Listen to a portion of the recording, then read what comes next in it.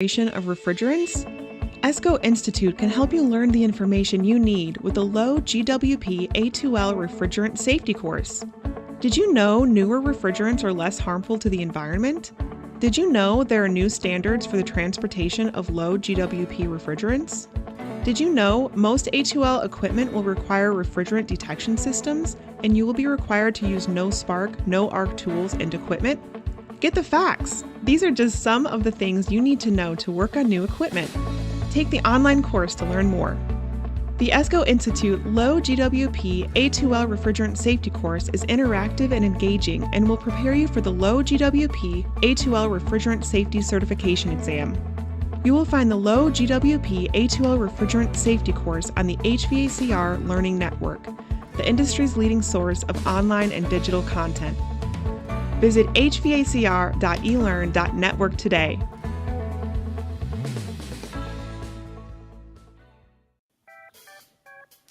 Well, hello everyone. Thank you for joining us once again on Did You Know, the ESCO HVAC show. So we spent a lot of time talking about the transitions that are happening in our industry. We all have so many things to learn. We have a lot of things to stay up to date with. And so every week we bring different industry professionals in to talk about these transitions. We want you to know that you're part of an entire village of HVAC refrigeration professionals. So we're here to learn together, grow together, and just be prepared for this, I would say this crazy evolution of our industry. Wouldn't you say, guys? I would agree. 100%. So joining us this week, we've got Stephen Hampton and Anthony Nash of A-Gas. Guys, we're so glad that you're joining us today. I'm joining in from Brownsburg, Indiana, just outside of Indianapolis. Where are you guys located? I'm here in sunny Phoenix, Arizona today. All right. And Stephen? Yeah, currently down here in Punta Gorda, Florida, at one of our plants. Ooh, nice. I love the whole Punta Gorda area. Hey, Todd, what's going on, man? Southern California, you probably got some fair weather today. Everyone, let us know where you're joining from. We love to know how large this community of HVAC professionals is growing into. A lot of times we have people from all over the world joining us, and so we're excited to have you here with us. So we're going to talk about these changes that are happening. I know some people are like, oh, we're kind of beating this horse down to the ground about refrigerant and recovery and reclamation and evacuation and A2Ls. And well, it's all for very, very important reasons. It's because we have a lot to learn about, and there's a lot of things that need to be corrected when we start talking about this transition. There's a lot of myths out there. Matter of fact, let's go ahead and I'm going to start with one right off the bat. We had an interesting conversation. We had an interesting happening this week, and I want to share that with you, and then we're going to talk about it just a little bit. So the great Ty Brannaman coming in with a myth buster for this week.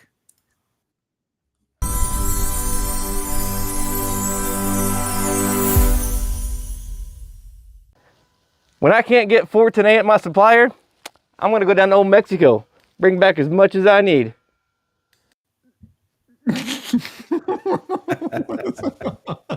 So did you guys see that in the news this week about the arrest that actually happened due to the illegal transport of refrigerant into the United States?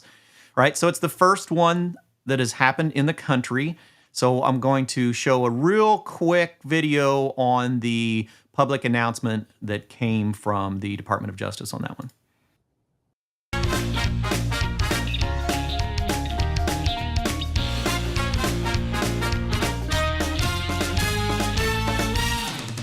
Hello, I'm Tara McGrath, the United States Attorney for the Southern District of California. This office is at the forefront of environmental prosecutions, and today is a significant milestone for our country. This is the first time that the Department of Justice is prosecuting someone for illegally importing greenhouse gases, and it will not be the last. We are using every means possible to protect our planet from the harm caused by toxic pollutants, including bringing criminal charges. So that's a big step. You know, that is first time that we've seen major action. And remember, that was not a minor offense. That was prosecuted by up to a $250,000 fine and up to 25 years in prison for the import of illegal refrigerants. So, why are we starting to see things like this? Why are we seeing illegal imports of refrigerant? Why are we seeing a shortage of refrigerant? Why are the prices of refrigerants going up? And how is the life cycle management of refrigerants going to change? Because it absolutely is. So, really, that's what we're here to talk about today is the entire life cycle management and how it looks to us. So, guys, thank you so much for joining us. And for those that are looking to reach out to learn more, they can get a hold of either one of the guys on LinkedIn. We'll have some other resources here in a little while, and we'll talk about ways that you can connect with AGAS, a very significant industry partner on this effort. So let's kind of do an intro. What are we going to talk about, guys? And let's talk a little bit about your individual roles in the industry and at AGAS. Yeah, I'll go ahead and get started, Clifton. Hey guys, my name is Anthony Nash. My friends just call me Nash. You can really call me whatever you want. I'll respond to it. But I'm really excited. Really honored to be here with you, Clifton, and hopefully we're able to provide some really good knowledge for the ones that are joining today. For me personally, I've been with AGAS for a little over 12 years now. I've been in the refrigeration industry for about 15 years total. And my role currently in the business is the network training manager. So what I'm responsible for is all of our incoming technicians from a recovery perspective come through an onboarding program. And that starts with safety. It goes through a lot of like what we're talking about, HFC phase downs. And then we get into the actual, the bones and the meat of what we do. And that's refrigerant recovery. Not a lot of people know who AGAS is or that we're global. But from a local perspective here in the U.S., we've got over 30 locations, and I run a really good team of industry leading trainers that train our technicians on how to recover this refrigerant day in and day out. And so I'm really excited to be in the role that I'm in. As you can see on the screen again, there's a lot of folks that are in the industry that think from a recovery perspective that AGAS is kind of just in the U.S. and we're actually one of the worldwide leaders in recovery and reclamation in the industry. And even myself didn't really understand or really grasp the full picture of that until earlier on in early 2023. I had the privilege of flying down under and heading to our New Zealand market, where we launched a location there that handles the recovery and the reclamation of the products bringing in there, again, following the same kind of regulations that we have here in the US. And then I also had the privilege of flying over to our Australia plant and taking a tour there and then working with some of our recovery techs. So again, I've had my hands in quite a bit with the industry. And from a recovery perspective, again, I've kind of been all over the place when it comes to refrigerant recovery. And I feel like myself with the team of trainers and the folks like Hampton that we've got here, really are bringing an impact and a positive spin to capturing the refrigerant that in previous generations would have just let that go. Exactly. And that was one of the comments that just came through, was on recovery, that it's very important for us to recover. We're going to talk about the whys of that here in a little bit. We're going to really dive into why all these changes are happening so fast, because they're really not new to the industry. It's been in progress for a number of years, and there were many years of legislation and industry input before that. But now we are really progressing very quickly through this entire HFC phase down. And so we're going to see a lot of changes in rules and regulations that are going to impact the supply of refrigerants to be able to give us a significant supply of refrigerants going forward, because we're not going to have the virgin refrigerant supply that we have had. So, we talk about all the different locations that you function out of. You have a variety of different facilities. I see that one plant right there in Punta Gorda. I think if there were any plants that I'd want to go to, Bowling Green is the closest to me, but Punta Gorda, Florida sounds like an awfully interesting destination for a road trip. I'm thinking that's a pretty interesting journey to go do there, Stephen. Clifton, come down anytime. We'll be happy to host you. We're going to talk about that later, because I'm awfully excited to talk about reclamation and what it looks like and that entire process. So we'll regroup on that one. So kind of explain to us what the entire issue that we're seeing in the industry right now. Where's it all come from?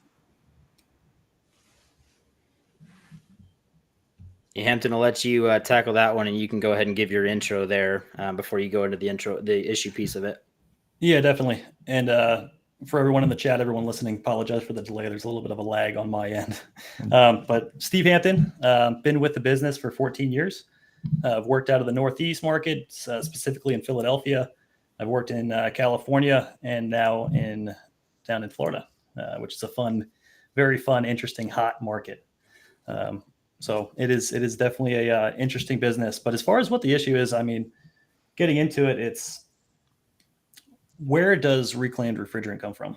It comes from each individual recovery that is performed. Without recovery, there's no reclamation. And that's really what we're looking for, to bring in as many pounds as possible, that initial recovery aspect of the business. Yeah, one of the comments that just came in was they had heard that in places like Panama that they don't actually do recovery and reclamation, and that is something that's the reason we're here. We're here to talk about how not just our piece of the industry here in the U.S. is changing, but globally, this is a very significant process that has been neglected for too many years and is now really getting a lot of focus. Well, if I go back to that map, we can actually see that you operate in so many different places around the world because the entire world is going through HFC transitions. It's not just us. We are a part of that whole Kigali Amendment to the Montreal Protocol, where many nations met together to decide that we were going to do this. And so we all came together to start this transition. We just happen to be right in the middle of it right now, which is why this whole training aspect is so important. And I know both you guys are very, very passionate about the training, which is why you're here today. Yeah, and that alone should tell us something about how serious the world is taking the recovery of refrigerant, right? The fact that the Kigali Agreement is one of the only agreements that is globally recognized. I mean, think of all the hot button topics that there are in the world, and everybody on that Kigali Agreement agrees that we've got to work on capturing that gas. And it's one of again, it's why I've got a job. It's because we hire recovery technicians to show up every day and recover refrigerant. And with the Panama thing, I can't speak to Panama in particular, but it's no myth that one of our biggest competitors here in the U.S. is venting. Despite however many recovery companies are out there, or reclaimers or HVAC technicians, with buzz boxes or Apions in their trucks performing recovery, doing their job to be responsible, venting is still our number one competitor. And you would think that in an age where the AIM Act is coming down, Kigali Agreement is still very, very much in play, that wouldn't be the case, but it absolutely is. And we'll talk about that as we get into some of the reclaim numbers, as we talk about recovery numbers and reclaim pounds. But that's why we're on here, and that's why we're excited to be part of this platform to educate on why recovery and reclamation are so important to the industry. Yeah, now this is so cool. A lot of people don't realize that we're not just governed by, like we look at the Kigali Amendment, right? So we're talking about the Kigali Amendment to the Montreal Protocol. So we're talking about not only acts of Congress, but we're talking about international treaties that are all for the same purpose, to reduce our consumption of HFC chemicals, right? And HCFC chemicals and CFC chemicals. So it all kind of comes back into that Clean Air Act. But as we now move into the AIM Act, it sets up different standards. Because remember, everything that came along with the Clean Air Act was focused on our ozone depleting chemicals and our high global warming potential, primarily our ozone depleting potential. As we move into the AIM Act, now we're going to start talking more things about the safe handling of refrigerants, especially as we move into lower GWP refrigerants that have higher flammabilities. So we have a variety of things going on that we have to pay attention to. So let's talk about really these three different things, that the three different components within like the AIM Act that are causing us to relook at our own skill sets.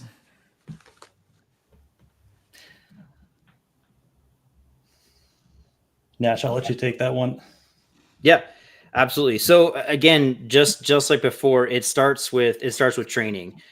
So part of what we've talked about before, Clifton, is it's our job and our responsibilities, not only as technicians, but as industry leading trainers to be up to date on some of these different things. So the Kigali agreement, maintaining our 608 certifications and the updates of those, talking about A2L refrigerants is a big deal. And then obviously the AIM Act is a big deal, and it's going to be a big deal for the industry. It's reducing the amount of that new virgin product, the higher ODP or GDP product coming into the U.S., and focusing more on a reclaim mandate. One of the states, California, as we all know, is kind of leading the charge in this and saying that they're starting to raise those restrictions and say that X amount of the product needs to be, that you're putting back in your grocery stores or commercial refrigeration systems, needs to be reclaimed product. And so if we're looking at that as an industry, about there's no more of the virgin product coming into the U.S., or it's slowly, again, we talked as well about being behind even in that phase down process. Right. The fact that we're switching to a reclaimed mandate is big, because we need to train all of our technicians as to what that means for them, and kind of goes to the title of what this is that Dave Pedigo coined phrase, every ounce counts. And so when we talk about recovery, we talk about working through the reclamation side of the industry, it really is as simple as it seems. Every ounce of recovery counts, so that we can put that pound of recovered refrigerant, or that ounce of refrigerant, through reclaimers and back into the contractor's hands, ultimately kind of adapting to this AIM Act and the new regulation that's coming down the pipeline. Yeah. We're going to see things do. Oh, I see Stephen. Go ahead, Stephen. Yeah. And looking at where ounces come from, right? You know, like, how many disposable 410A cylinders have been brought into the market that are just the heel of the tank is just left to atmosphere? You're talking about 1 million cylinders. That's 1 million pounds of gas brought back through reclamation alone. Even smaller appliances such as window ACs. Right now, we're getting into the R32 A2L refrigerants. However, the lifespan on those window ACs is still maybe a decade out until we start seeing those through reclamation. Right now, we're seeing a significant amount of 410A coming through window ACs. 90% of households use central air conditioning. There's still 10% that use window ACs. So you put that on a mass scale, the volume of 410A that we can gather from avenues such as window air conditioners is going to be significant, let alone, pulling those recoveries down to the prescribed vacuum levels and getting every single pound of refrigerant out. There's a lot of technicians that think, 410A recoveries take forever, and they do. But blowing out 10 PSI, that equivalates to, thousands upon thousands of pounds of refrigerant in each that we need. Yeah. And that's, where do we find that? Where do we find more 410A to bring back through reclamation? And it's every ounce. Like we said, every ounce counts. One of the questions you just now came in from Howard, which is a great one. Howard and I talk about this all the time. Do we see any drop-in replacement refrigerants for R410A? We talk about, in the service gas sector of R410A equipment, are there any refrigerants? No, there's currently no SNAP-approved replacements for R410A. So all we have is what is out in the industry, because R410A is a higher global warming potential refrigerant, which we're going to see less and less of in new equipment. And when we go back and talk about that whole technology transition, a lot of people don't realize that the AIM Act has so much authority in there. We've already seen things with the technology transition that is moving us forward than these step-down phases of the AIM Act. It's actually forcing the equipment to have lower GWP refrigerants way ahead of schedule. And then you have California going, and by the way, we're going to start requiring that you're going to have a certain amount of reclaimed refrigerant going into new equipment. And we also forget that even through that technology transition, we're going to see new equipment that is going to have requirements for a certain amount of reclaimed refrigerant in brand new manufactured equipment in just a few years. So we have to get ahead of that curve now. We can't wait until it's mandated that new equipment has recovered refrigerant used in it. We have to get some of that refrigerant back into the network, because that slide is huge. I know we've kind of talked about this chart a few times. Kind of give us a little perspective on what you see out of this phase down schedule and why it's hurting people so much already. Yeah, I think Yeah, I think it's a big piece to talk about. I'll go real quick, Hampton, and I'll let you jump in there. Again, it's why the recovery aspect of AGAS is here. Without that recovery piece, and we've got a bunch of different avenues to acquire that refrigerant. With the Refrigerant process, we work with wholesale houses, but AGAS, what we're looking for is to acquire as much of that product as we can in the market, so that we can run it through the reclaimers and keep up with that supply. One of what this chart shows, and why it's important from a reclaim perspective, is if that product continues to be phased down and we're not reclaiming it to supply the current demand of units that are out there, then we have to go to different products. And that's where the A2Ls are coming in. But the industry's not, quite frankly, the industry's not ready even for the A2Ls yet. There's a lot of discussion around what that's going to look like: transportation, training, safety. But from where we're currently at, just focusing on the 410, that's why we're training the technicians to do it. We all were part of that. If we've been around long enough, I'm old enough to remember when we would just cut the lines and vent that 10 psi, or we've got that one disposable that has maybe 50 psi, 100 psi, or vapor heal in it, and we would just let that go in the back of our truck as we were driving down the freeway. I'm not admitting to that. I'm just saying that I might have heard stories of that. I've heard stories. The industry, those things really aren't around anymore, right? Well, and the industry that was the standard. But like Hampton said, and the other slide had showed, AGAS, there really isn't a unit that's too small for us to recover. I mean, we're not going to get into the business metrics of what makes sense, but if in that one picture that you showed, if we've got a customer that has 30, 50, 100 disposables, that could be 30, 50, or 100 pounds of heal vapor product that we are putting into certified recovery cylinders and back to our certified reclaimers. That's a big deal when it talks about that HFC phase down and the calendar of it.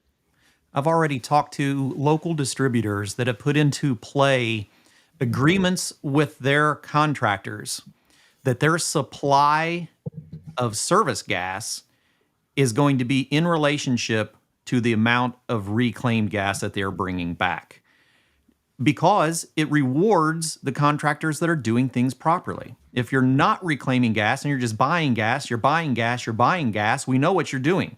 We know what your service practices are, and they are not correct, right? Either you're not recovering or you're not repairing. That's the only two options, versus a contractor that is actually doing things right. So distributors are struggling with this as well. They're going to have a shortage of refrigerant. Anytime we have that shift in supply and demand, right? When our supply is high, or when our supply is low and our demand is high, we know what's going to happen to the price, which is why so much of the prices of our refrigerant have went up. So we're going to see a variety of changes in our industry. And you're right, it always comes back to, we all have a responsibility. Every one of those little cylinders has the potential of up to a pound of refrigerant. Patrick Murphy was just saying that in the past, they discovered that they would typically have about 5 pounds of vapor refrigerant left in a 125 pound cylinder. So not just every ounce, every pound matters. And so when we talk about the amount of refrigerant that is out there, there is a lot of refrigerant that is available that is not getting back into the industry. So let's kind of talk about like the opportunity for that amount of refrigerant that is in the field.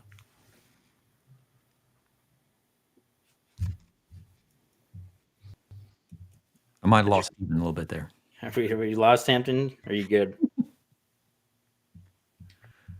All right, I think we might have lost him. Sure.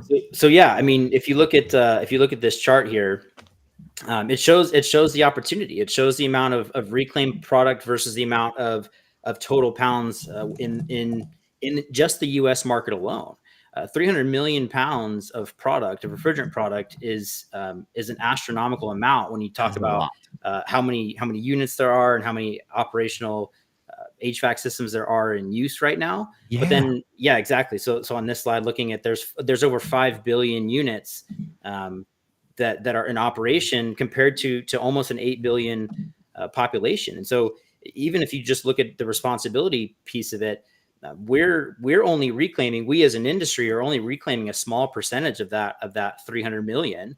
And the goal for not just AGAS, but all of the global worldwide reclaimers is to try to lessen that number, increase the reclaim number, ultimately putting that product back in the hands of the technicians. So yeah, there's a huge opportunity for not only recovery but reclaim. And then the piece of it that not a lot of people talk about is the separation side of things.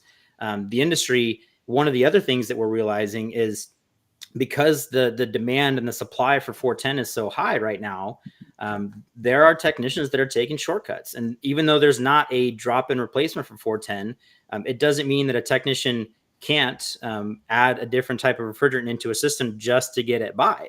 And then that's where when we come into a recovery aspect, that's where separation comes in. And that's where AGAS, it's a different branch of our business, of our business model, is separating that refrigerant that we pull out so that we can put good reclaimed product back into AHRI spec cylinders back out to the market. So it's a responsibility all over the place, from recovery to reclaim to separation. And I think that's kind of what Hampton was getting to. And if you're back, Hampton, I'll let you jump in there.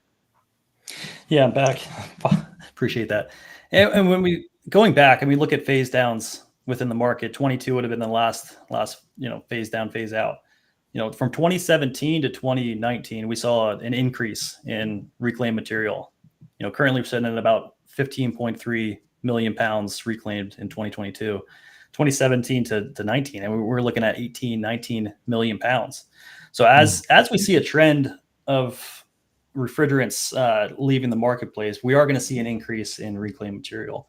And we have to increase our reclamation capability as a whole by 5 times greater than what we're currently at. And where does that come from? It comes from doing the right thing on the ground, capturing those gases, and touching on yes, and touching on drop-in or replacements. ESCO, I actually give you guys props on this. There's really no such thing as a drop-in refrigerant. There's a replacement refrigerant. Yeah. During that timing, 2015, 16, 17, I know all the guys in the industry remember this, when 22 went from, dirt cheap to skyrocketed. What happened? Those replacement refrigerant alternatives started dropping out. And, what we saw on the reclamation side of it is a significant increase in mixed material. Yeah. That's why at AGAS, we've really dedicated a lot of time and a lot of, engineering power towards separation capability. R22 being a single component refrigerant is definitely on the easier side to reclaim. When we look at 410A being a 2-component refrigerant, it takes a lot more separation capabilities, and that's where AGAS is leading the pack globally on separation of refrigerant. I know in the past we've always had a misperception of mixed refrigerants. If you had a contractor technician that had a cylinder that they knew was a mixed refrigerant, it was kind of looked at as an eyesore. Man, what am I going to do with this thing now? I don't want to take it back to my local distributor. They're going to charge me. I know my local distributor, now this has been a while, but at the time was charging me $75 per cylinder for mixed refrigerants. And so there was always that stigma of, is it really worth my time to take something in and then still pay to have something done?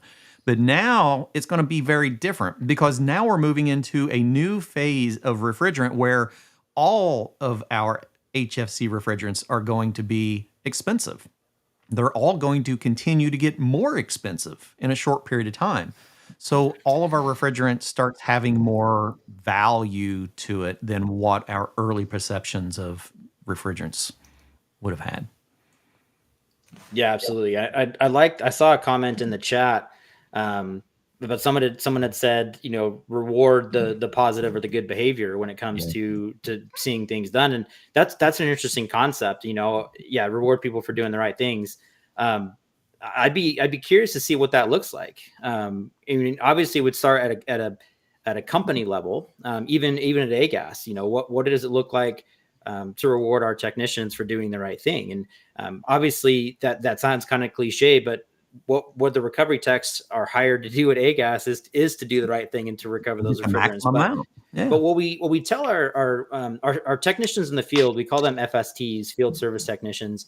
And one of the biggest things that we train them is, even though they may be in a smaller location, think Fresno or Detroit or or some of these other locations that we've got, it doesn't mean that they don't have a voice or they don't have a responsibility to continue the education of our business. And so our training, when we bring people into Texas for our training, it doesn't just include how to actually show up and where's the safest, fastest spot to recover from. We show them this graph. We talk about what the HFC phase down looks like. We talk about what their important role is. In our industry, we've got over 100 recovery techs out in the field doing this every day out of the back of pickup trucks. But we've started to grow and duplicate our business to where now we're needing dedicated employees to just consolidate that gas at the shops. And recently we had a group of 6 individuals come through that their entire job is to consolidate that gas. And in the industry terms, they look like they're the low hanging kind of bottom of the barrel technicians, but that couldn't be further from the truth. And what we teach is you guys are actually one of the most responsible individuals we have, because you're the last one that gets to touch that refrigerant and manage the refrigerant in the life cycle management process before it gets transported back to our plants to be reclaimed. So it's actually a big deal when you talk about the amount of numbers that we're pulling in from recovery, and then again to that bigger number of 300 million pounds needing to be recovered in the market. That's a big number, and that's not done with just A-gas, but as an industry as a whole, partnering together, training on the updates and the requirements coming down the pipeline. I can remember when I first got into the trade, young guy, my job when things were slow was to go through all of the recovery cylinders, set them in the room overnight at temperature, see what refrigerant was in them, combine them into common cylinders so that when we were taking them in, we weren't taking in 20 cylinders, we were taking in 3 or 4. And 20 years later, that's one of the practices that I was still doing, just like I did when I first got into the industry. So 25 years ago, it was as important to me as an individual to manage my refrigerants as what it should be now. And I feel for some of these young technicians that haven't been taught the importance of reclamation. And so we're hoping that this resonates with a generation that understands their impact to the environment. If you want to make an impact to the environment, it starts with every individual that takes on the responsibility for every ounce of refrigerant. And Hampton, that's probably a good spot to talk about some of our technology, not only in recovery equipment, but in talk about the neutronics and its testing capabilities. Because I laugh when you said that put them in a warehouse at room temperature, because it's almost antiquated. But when you look at the technology that's out there and has been out there for a while, Hampton, you talk about some of the neutronics and the testing capabilities that we've got out in the field now that makes the technicians' jobs much easier. Yeah, so we don't want to guess. We want to know exactly what that refrigerant is, and the pressure temperature relationship is, Clifton, very reliable, right? Yes. Decades old, but as technology advances, we got to be able to adapt to the tools, and being able to test that refrigerant on the spot, within a minute or two as a quick reading to identify that really helps kind of maximize our ability to recover that material, consolidate it, and bring it back to reclaim. Back to our reclaim facility and separate it if needed, and bring it back to HRS 700 standard. Utilizing technology really allows us to advance that and make sure that we're not bringing back mixed material. That AHRI 700 is a very important thing for people to understand, because they may not recognize that our reclaimed refrigerant has the potential to be even more pure than refrigerant going into new equipment. Can we talk about that for a little bit on how important it is to know that reclaimed gas is not used gas? Once it's been through the process, it actually is very highly purified refrigerant. That's a really good point, Clifton. I would say 20, 30 years ago, the reclamation industry was maybe laughed at. That the technology that we had was definitely not advanced enough to bring it back to the market, and let alone meet standards. So it was more of a recycling than a reclamation. Yes. In today's era, the last decade, reclamation has taken off due to the high demand, and that's obviously with technology increase and everything else that we're looking at, that's going to help drive the industry. But yeah, when we look at the amount of certified gas out there, when it's brought in through reclamation, it is 100% guaranteed to be at standard or greater. And it's funny, virgin material, when it's brought in, there isn't necessarily a standard. So every single pound of refrigerant that runs through reclamation is set to a standard, and virgin material is not. So anyone who's out there thinking, this reclaimed material is going to be dirty and blow out my compressor and create all kinds of issues, it's not true. The technology is so far advanced from where it was 20, 30 years ago, back when that was an issue. So if I'm a large contractor and I have a lot of reclaimed refrigerant, is there the potential for actually doing a on-site reclamation of refrigerant? Great question, Clifton. There's not the mobile reclamation, at least under AGAS. Mobile reclamation was not a tried and true method. Bringing it back to a facility and actually having that certified in a plant, in a lab, and going through that certification process, you can't do that on the road. You can't do that on the fly. Sure.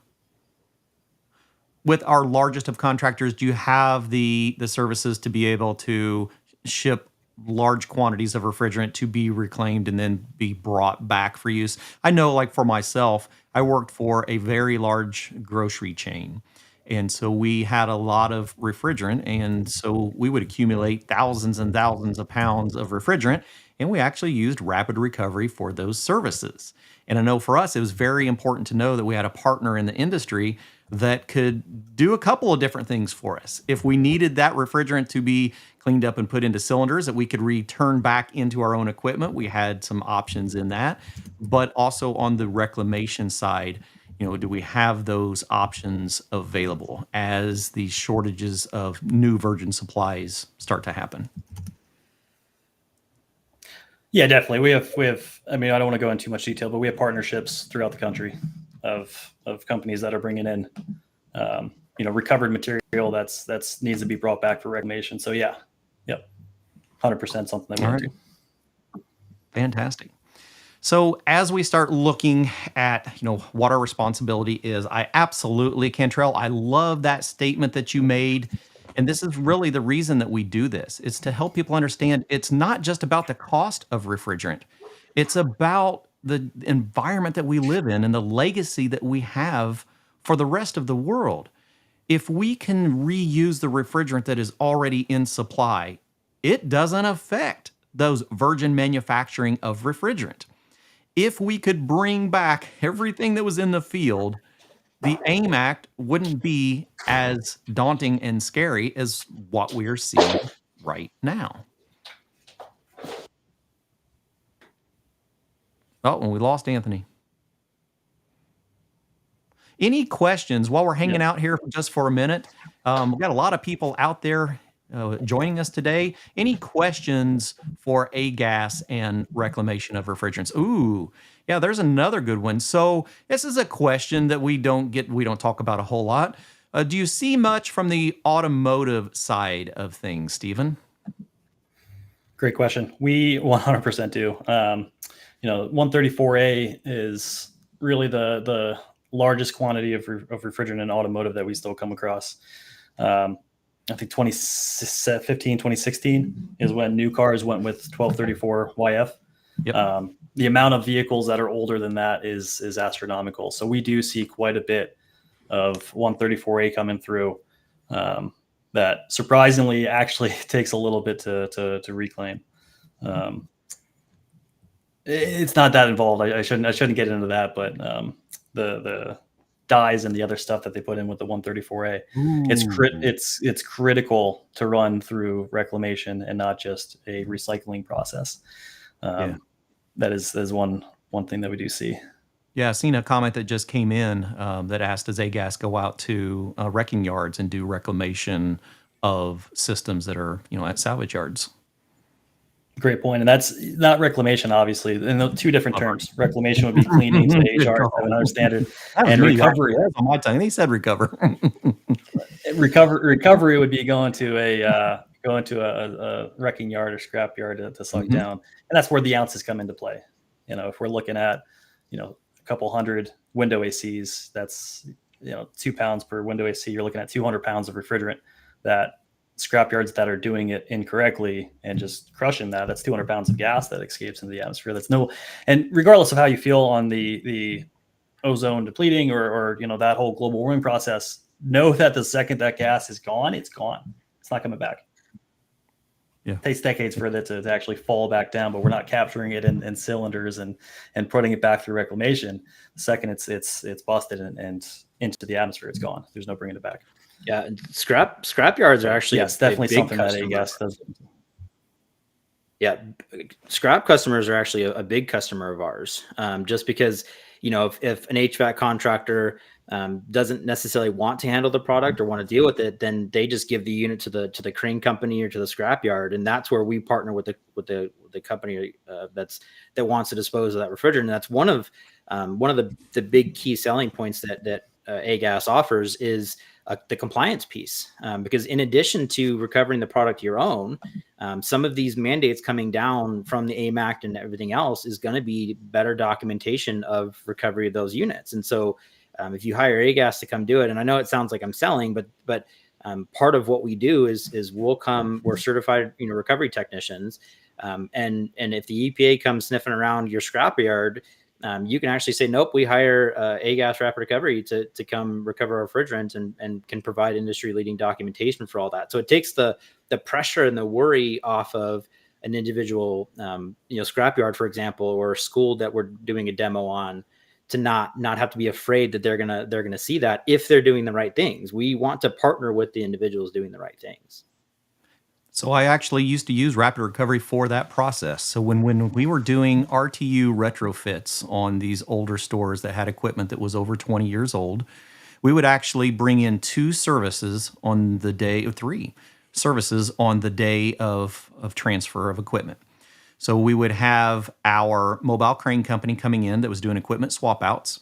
We had AGAS recovering the refrigerant, and we had our local recycler hauling off the equipment. The recycler would not remove the equipment off the premises unless the refrigerant was removed out of it because of the large quantities of refrigerant. So we all had our own documentation of the entire process. Now, now this is just personal belief. This is nothing that I've actually seen anywhere, even with, like Howard mentioned, even though you can read through the 9,000 pages of print if you want to, 900 some pages, 9,000 words of print. You may, 96,808 words. It doesn't exactly say, but I would not be a bit surprised if we start seeing recovery requirements and evacuation, new leak rate requirements and evacuation limits for under 50 pounds, which is something that we don't talk about a whole lot in the industry. I think we're all going to see more stringent control on recovery and reclamation due to the AIM Act. So we're going to see a lot in this next year. It's going to be crazy. There's a lot of things that we have to talk about. This whole life cycle management, it's so important to understand, because even if, let's just say, we probably have some friends out here in the audience that don't believe in ozone depletion and don't believe in global warming, and that's okay. We love you just the same. And we can help you understand this entire supply-demand scenario the same way. It was actually just brought up a minute ago here from AGAS, was due to the AIM Act, we're going to have less and less of a supply of HFC refrigerants. If we don't recover the refrigerant from the field and get it into reclamation, we will not have enough refrigerant going forward to service the systems, and you will be replacing equipment versus maintaining equipment. And so we don't want to make that a requirement on our homeowners and on our business owners. We want to be able to service equipment as long as that equipment is able to be serviced. We want to make sure we get the life expectancy out of it. If we don't stay ahead of the game and get the supply of refrigerants back in for reclamation, we're going to be doing a disservice to our customers. So you can look at it from a global warming perspective, or you can look at it as a supply and demand perspective. But either way, it is absolutely on us for every ounce of refrigerant to get back in all of our HFCs particularly. Yeah, and that's why it's important to talk about. I mean, I'm glad you bring up the 50-pound requirement. I mean, California has started to require that. Any single unit over 50 pounds of a factory charge is now required to be tracked on the recovery as to where that refrigerant goes. We kind of call it cradle to grave when it comes to the refrigerant management process. And it is cumbersome and it's tedious, but I think that it puts a responsibility on it puts a responsibility on the unit owner to make sure that their unit is kept up to leak rate standards. And so if we can tighten those leak rate standards up, then less and less of that product is going to the atmosphere. And then again, if we can maintain the recovery side of the business, then that's what's going to feed those reclaimers. And so California is starting it, and I would not be surprised if the rest of the country starts to follow that. I don't anticipate going less than 50, but 50 is already going to be a pretty strict standard when it comes to documenting that refrigerant coming out of that system, right, and having to report on it. Yeah, I hope it does. I'm with you, Ray. I hope it does. It'll change everything. But unfortunately, sometimes things don't change until it hurts. we welcome the change because, I mean, stricter leak loss rates means that recovery is going to be needed. So that's really where we look forward to having the opportunity to work with these HVAC contractors and the ones listening in here. Yeah, absolutely. All right, so let's talk about the buyback program a little bit. This is where people start tuning their ears in a little bit when it starts going from, oh, I got to pay to have this done, to, is there something in this for me? Let's talk about different options that we have here. Yeah, so not going in details on specific buybacks, but definitely knowing that the industry has shifted to a buyback program. I'd say 2008, 2010. Prior to that, refrigerants did not have a buyback. It was probably more frustrating to get rid of a cylinder of refrigerant than anything. Since 2010 and moving forward, there's been a significant increase in reclamation technology, and what brings in the refrigerant lifecycle management. The supply, the recovery, or the supply, the use, the recovery, and the return. So having that circular economy allows us to kind of create that program. When we look at buybacks, each refrigerant, and we'll just run through these questions that you have, Clifton. What's the lowest purity level accepted? A-gas, based on our separation capabilities, pretty much every pound of gas out there we're going to bring in, as long as it's a not an A3 or anything. Sure, even if it's acidic, that our plants are working on to handle, but any CF not an issue.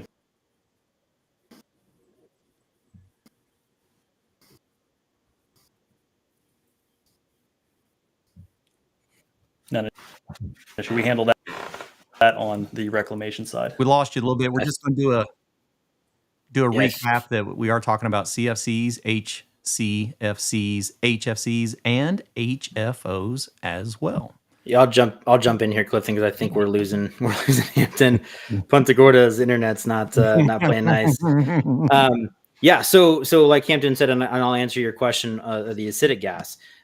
We can bring back acidic gas, and overall from because we're doing the recovery, reclamation, and separation side of things. I don't want to say that acidity doesn't matter, but it's something that we can actually handle with our plant capabilities. And so before, a lot of the industry will say, oh, it's acidic 22, it's compressor burnout. Yeah. We're not necessarily concerned about that because as part of that reclamation process, we'll clean that refrigerant up, remove the oil impurities, oil contaminants from that refrigerant. And so like Hampton said, if it does have value to it, we'll provide a buyback for it. If it doesn't, then we'll still bring it back so that we can get it processed, whether that's through reclamation, separation, or destruction. And so, if we keep rolling down here, before I continue with the rest of the questions, there's two kind of avenues of our business. There's the recovery side, and then there's what we call a cylinder exchange side, and that's either going to be Refriclaim or rapid exchange.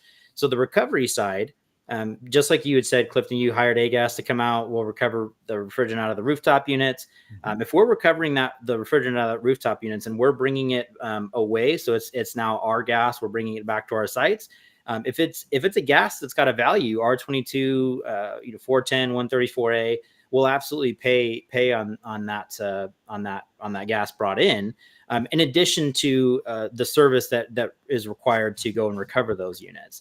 Nice. On the Refriclaim or the refrigerant exchange side of things, that's a free service that we actually offer to wholesale houses or to end customers, refrigeration contractors, where we'll just show up and do a swap. And there's really, I don't want to say that there's not a minimum for that, because it's market dependent, but we'll show up to a site weekly or biweekly that has 5 recovery cylinders that you just want us to test, weigh, and bring back your cylinders.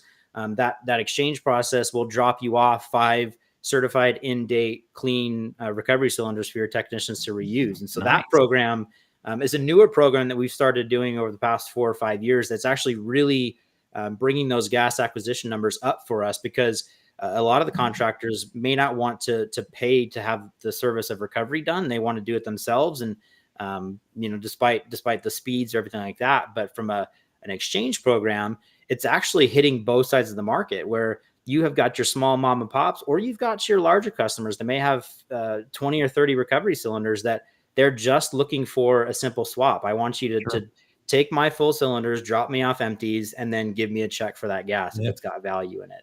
And that's where, again, we started to lead the industry when it comes to documentation, technology, testing that gas on site, and giving you an accurate. You won't see our recovery technicians with a blue compound gauge testing that gas at a customer site. We're going to use, certified refrigerant testing capabilities and those types of things. And so, yes, we offer pickups. We offer that swap program.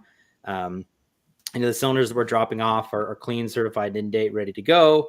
And then the last question there, do you offer your reclaim refrigerants to buy? And yes, there's a number of ways to get into contact with A-Gas to purchase the refrigerants, whether it's at a local level at one of our sites, or when you want to reach out to kind of our sales team for bulk orders or for bulk pricing, you can do that as well. And we'll work with our marketing team and our sales team to get some of those that information out to you. But all those questions are really good questions when it comes to our buyback program. Yeah, no, that's super cool. That brings up some perspectives I hadn't even thought about, especially on the supply side. And Clifton, I think I'm back. Yeah, there you are. The HVAC guide for homeowners. I saw his comment, and I'm on a Viking ship right now, so self-service here is a little bit choppy. These waves are coming in, though, I think a little bit hot. He said Punta Gorda. He didn't say out in the harbor, got a fishing pole waiting for when we get done. But yeah, I mean, going into Clifton, when you guys use us.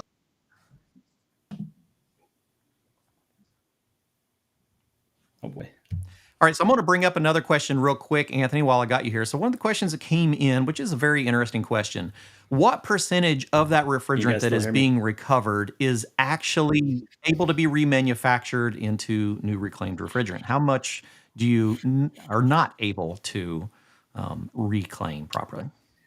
That's a good question. I don't want to misquote. I don't want to misquote what that actual number is.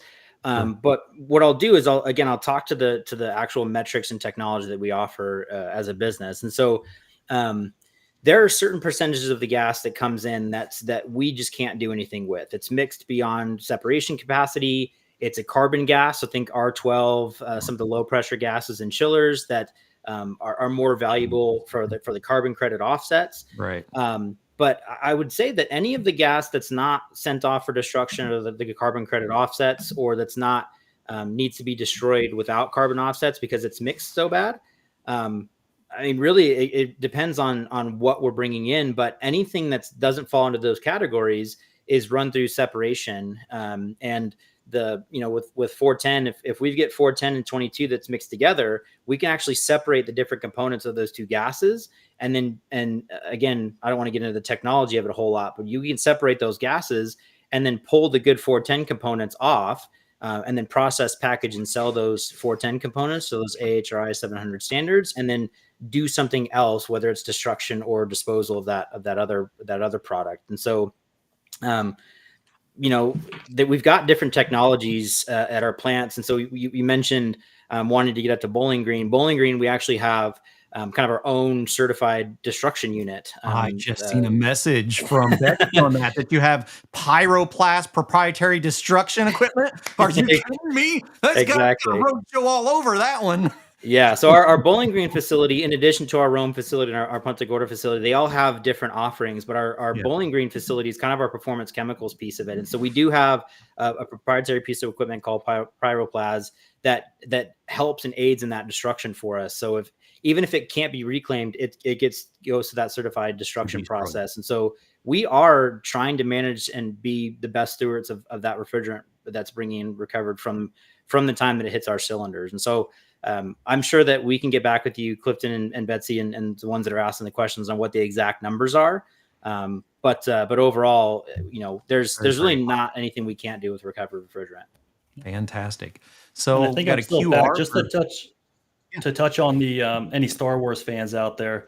The plasma arc destroyer. It's old technology. When we look at technology advancements, back in the day, it used to be incinerate gases that would have a degree of destruction, but our plasma capabilities, we're at 99.999% destruction on those refrigerants.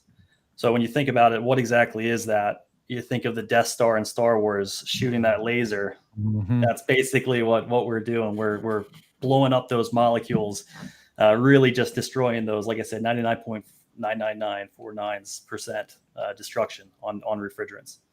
Really leading the pack on that one. So we have personally seen some counterfeit cylinders starting to show up in the market that we are heavily against and trying to combat technicians from even looking at them. Are you starting to see very many of those come through? And how are we even going to handle those things? Because they are not safe, in my perspective. And that's huge. If you guys can still hear me well, I'll take this one, Ash. This is definitely something new. When we look at counterfeit cylinders, what exactly is that? There's no DOT rating. There's no hydrostatic test rating. The valves on these tanks are actually above the rim. They're shut-off valves. Yes. It's really unsafe, really unsafe. So A-gas will take the pride. And this is where our services would come into play. You legally can't transport that tank the second a pound of refrigerant, the second an ounce gets in that tank. So with our services, we'd be able to go to that job site, or be able to go to that site and evacuate that tank on site into our DOT certified cylinders. But definitely the owner can destroy the tank afterwards. Yeah. Please drill a hole in it, cut it in Get half. rid of it. Call Amazon or wherever you got it from and get it out. Yeah, it's going to be the same discussion that we started the show with of bringing that product, across the border, across the southern border. We're going to see more of that because I think what we all can agree on is that innovation is always going to shine through. And so if there's a will, there's a way. And so if people can make cylinders or even refill, because in addition to the counterfeit cylinders, there's also folks out there that will put non-certified, non-reclaimed refrigerant back into cylinders. And so there's a lot of different avenues in the industry that we're working on combating with the likes of ESCO and HVACR and everybody else. It's a really good partnership that we've got. But I think we can all agree that from a safety perspective and from a responsibility perspective, we all want the same thing. I agree. And like we talked about earlier, it comes back to proper education. And we're very proud to work with you on training and education for the industry. And this is a lot of different things for us to talk about right now. I'll be seeing some of you at the National HVACR Education Conference that's coming up in, oh my goodness, weeks. It's like right around the corner. And so we're going to be there to learn, to talk, to understand what's changing in the industry. I'm sure you're going to see some A-gas shirts walking around. So stop by and get some business cards, get more information, get some contacts. Remember, the conference is about all of us staying connected.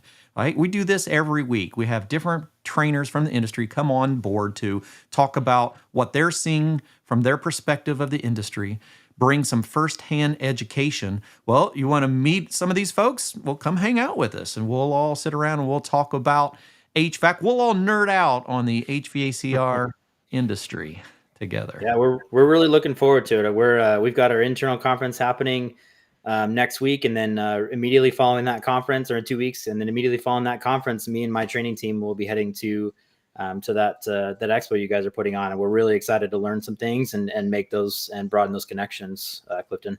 Yeah, I am very much looking forward to it. All right. Well, we're right at the end of the hour. We still have a lot of people hanging out in this community. We love the fact that you're spending time to get better educated and just be as informed as you possibly can about all of these crazy changes we're going through, refrigerant transitions, technology transitions, potentially new certifications and requirements for education that we'll see out of the AIM Act that will look different than things that we've seen out of the Clean Air Act. So stay tuned right here every week to see what's happening in the industry and join us at the National Education Conference. Look forward to seeing you guys there. We're going to get some time scheduled for us to do some podcast recording while we're out there as well. Yeah, we'll be excited for it. I like it. All right, guys, any last parting messages or contact information that we want to share with anybody before we get out of here? I know I've got some contact stuff, agas.com, for anybody that wants to learn more about what AGAS is doing. Yeah, like I said, me and my team will be... Go for it. Yeah, so me and my team will be at the HVAC conference, and we really look forward to it. If you see any of the AGAS gear walking around, please don't hesitate to come up and say hi. And Clifton, thank you for this opportunity. We're really excited in the partnership, and we hope that we can continue on educating the industry. So again, thank you very much for having us on. Yeah, no, appreciate you guys so much. Yeah, thank you, Clifton, and everyone who joined the chat, joined this conversation. It's a big piece. We're all in this together. Every ounce counts. Is you, me, and everyone else in this HVAC industry. We really got to stick together and do the right thing to make it happen. I think it was Ray mentioned earlier, that would be a great shirt. You guys should think about that. That's a dandy shirt. Every ounce counts. I think our marketing team is working on something. So. I bet Betsy's out there going, All right. Well, everyone, thank you so much for joining us, and we will see you again next week on Did You Know, the ESCO HVAC show. Tell everyone about what we're doing here. Hit the like and subscribe buttons, and we will see you on the next episode. Bye, guys. Thanks. Thanks.